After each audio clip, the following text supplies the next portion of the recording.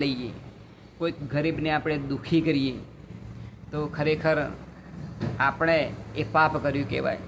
વિના કારણે આપણા આંગણે જો કૂતરો આવ્યો હોય તો એને આપણાથી જે કંઈ બને તે એને રોટલી આપી દેવી, પરંતુ તેને આપણો અધિકાર નથી કે એનો પગ આપણે તોડી નાખીએ.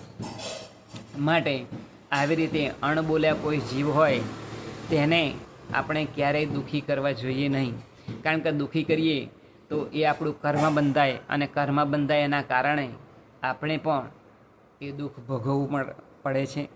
માટે હિંસા એ પ્રતિહિંસા ઊભી કરે છે. માટે જેને આપણે જેવું દુઃખ આપીએ એવું દુઃખ ભગવાન પણ આપણને આપે છે, કારણ કે કર્મ એ કોઈને છોડતું નથી. માટે આપણે આપણા જીવનની અંદર દ્રષ્ટાંત દ્વારા શીખવાનું છે કે અણબોલ્યો જે જીવો છે તેને ક્યારેય પણ આપણે નુકસાન